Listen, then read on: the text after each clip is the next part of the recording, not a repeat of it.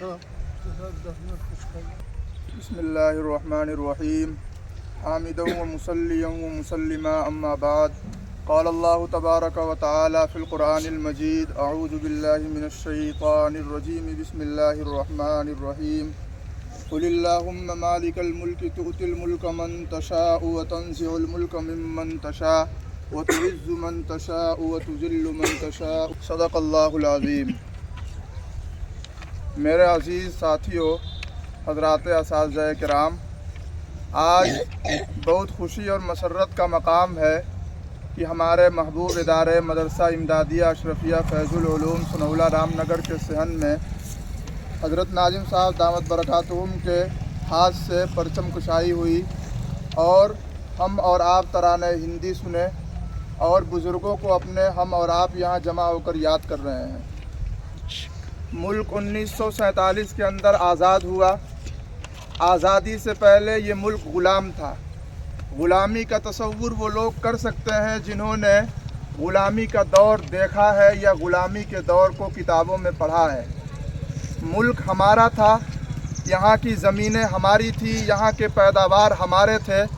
لیکن حقیقت یہ تھی کہ اس ملک کی زمینوں پر بھی ہندوستان کے باشندوں کا کوئی حق باقی نہیں رہا تھا۔ اس ملک کی پیداوار پر بھی یہاں کے لوگوں کا اور یہاں کے باشندوں کا کوئی حق باقی نہیں رہا تھا۔ انگریز اپنے ظلم و ستم کے ذریعے یہاں کے پیداوار حاصل کرتے تھے، یہاں کے غلہ جات حاصل کرتے تھے، یہاں کی کمپنیوں پر حملے بولا کرتے تھے اور بیجا ٹیکس لگایا کرتے تھے۔ الغرض ہندوستان والوں کا اس ملک میں رہنا دوبھر ہو گیا تھا۔ باشندگان ہند پر طرح طرح کے ظلم و ستم کیے جا رہے تھے، انہیں پریشان کیا جا رہا تھا۔ وہ ملک جسے سونے کی چڑیا کہا جاتا تھا، اس ملک کی تخریب کاری میں انہوں نے اپنی پوری کوشش کی، لیکن ہمارے اکابر حضرات علماء کرام اور باشندگان ہند نے یہ طے کیا کہ ان کو اس ملک سے باہر نکالنا ہے اور ان کی ناجائز حکومت اور ان کے ناجائز اقتدار سے اس ملک کو پاک کرنا ہے۔ چنانچہ سارے حضرات قدم سے قدم ملا کر آگے بڑھے۔ سب سے پہلے انگریزوں کے خلاف اگر علم بغاوت بلند کیا گیا تو ہمیں فخر ہے اور گرو ہے اس بات پر کہ وہ ہمارے مذہب کے ماننے والے لوگ، ہمارے اکابر اور ہمارے پروج تھے، جن مسلمانوں نے سب سے پہلے انگریزوں کے خلاف علم بغاوت ایسے وقت میں بلند کیا جس وقت یہ کہا جاتا تھا کہ ان کی حکومت کا کہیں سورج غروب نہیں ہوتا ہے۔ آدھی دنیا پر ان کی حکمرانی تھی، لیکن ان کی آنکھوں میں آنکھیں ڈال کر ہمارے اکابر اور ہمارے پروج میدان کے اندر آئے۔ سن 1799 کے اندر ٹیپو سلطان جب شہید ہوئے انگریزوں سے لڑائی کرتے ہوئے، تو اس وقت انگریزوں نے ان کی لاش پر کھڑے ہو کر کہا تھا کہ آج سے ہندوستان ہمارا ہے، اب اس ملک پر حکمرانی سے ہمیں کوئی روک نہیں سکتا۔ لیکن ٹیپو سلطان شہید کے ماننے والے اور ان کے ہم مذہب حضرات اکابر نے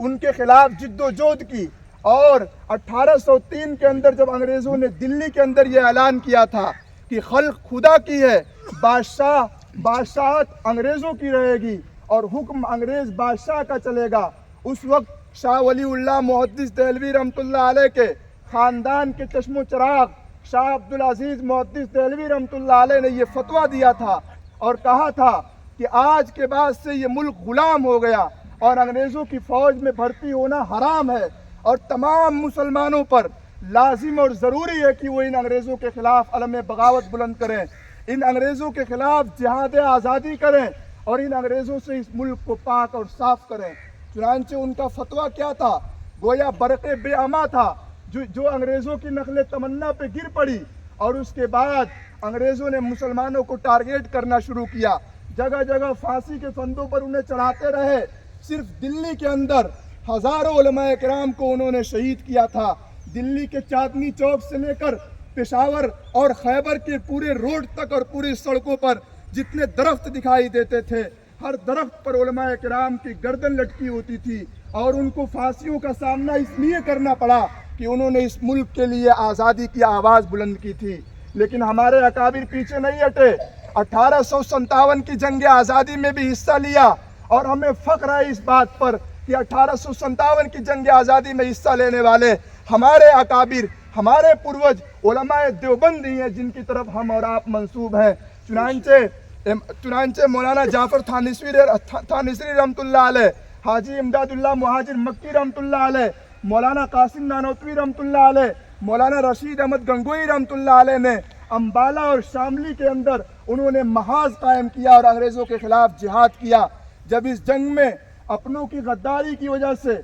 इस मुल्क के वो लोग जिन्होंने अंग्रेज़ों का उस मौके पर साथ दिया था और इस जिहाद आज़ादी के खिलाफ जिन्होंने कोशिश की थी, अपनों की नाकामी हुई। और इस नाकामी के बाद मौर्रिखीन लिखते हैं कि 33 से 34 हज़ार उलमाए किराम को फांसी दिया गया था। वो दिल्ली जो उलमाए किराम का मरकज़ माना जाता था, उस दिल्ली में बाहर से आने वाले लोग विरासत के मसले लेकर घूमते थे और कहीं कोई आलिम मौजूद नहीं होता जो उस मसले को हल कर दे। हमारे उलमाए किराम ने इस मुल्क के लिए कोशिशें की और कुर्बानियाँ दी, और जब उनकी कुर्बानियों के बाद भी ये मुल्क आज़ाद होने का कोई संभावना उन्हें महसूस नहीं हुआ, तो उन्होंने दारुल उलूम देवबंद की बुनियाद रखी। 1866 के अंदर इदारा कायम किया, जिस इदारे से मुल्क की मोहब्बत करने वाले अफराद पैदा हों और अंग्रेज़ों के नाजायज़ तसल्लुत और उनकी नाजायज़ हुक्मरानी के ख़िलाफ़ आवाज़ बुलंद करें और अपने अकाबिर के शाना बशाना चलते हुए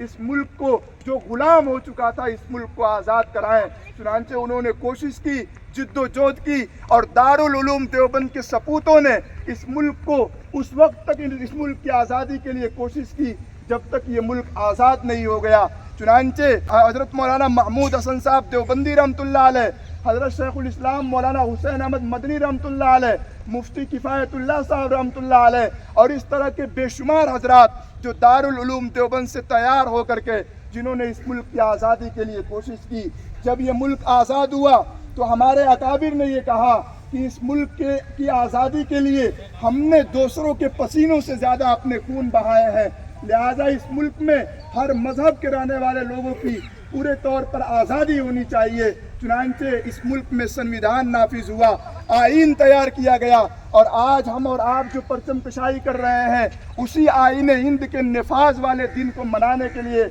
और अपनी खुशी और मसरत का इजहार करने के लिए हम और आप यहाँ जमा हुए हैं। ये संविधान और आइन अपने बुजुर्गों की जिद्दोजहद और उनकी कोशिशों का नतीजा है, और आज जो लोग इस मुल्क की आइन के खिलाफ बातें कर रहे हैं, जमहूरियत को ख़त्म करने की बातें कर रहे हैं, वो हमारे अकाबिर, हमारे पूर्वज और हमारे बुजुर्गों की जिन्होंने इस मुल्क के लिए अपने खून बहाए हैं, उनकी रूहों और उनकी कुर्बानियों के साथ मजाक कर रहे हैं। ये मुल्क सेकुलर दस्तूर के साथ बाकी रहेगा, और इसीलिए इस मुल्क को आज़ाद कराया गया था, ताकि जिस तरह पहले हिंदू, मुस्लिम, सिख, ईसाई इस मुल्क में मोहब्बत के साथ रहते हैं, आज़ादी के बाद भी इस मुल्क में हिंदू, मुस्लिम, सिख, ईसाई आपसी मोहब्बत के साथ बाकी रहे। ये तिरंगा आज पूरे देश में जहाँ जहाँ लहराया जा रहा है, हर जगह से ये आवाज़ आ रही है कि ये मुल्क जमहूरियत के साथ बाकी रहेगा। जमहूरियत के खिलाफ उठने वाली हर आवाज़ पाँव की ठोकर पर रखी जाएगी और उसे जूतों की नोक पर रखकर उड़ाया जाएगा। मुल्क आज़ाद हुआ है, जमहूरियत मिली है, जमहूरियत के साथ ही ये मुल्क फलेगा और फूलेगा। अल्लाह रब्बुल इज़्ज़त से दुआ है कि अल्लाह रब्बुल इज़्ज़त इस मुल्क को सरसब्ज़ व शादाब रखें, इस मुल्क को अमन का गहवारा बनाएं, और इस मुल्क में हमारे अकाबिर ने जो कोशिशें की और जो मेहनतें की और उन मेहनतों के नतीजे में जो आइन हिंद तैयार हुआ है, अल्लाह रब्बुल इज़्ज़त इस आइन की हिफाजत फरमाए। इन्हीं चंद बातों पर अपनी बात ख़त्म करता हूँ। उठाए वर्क कुछ लाला ने, कुछ नरगिस ने, कुछ गुल ने, चमन में हर तरफ बिखरी हुई है दास्तां मेरी, वमा अलैना इल्लल बलाग। बहुत खूब, माशाअल्लाह।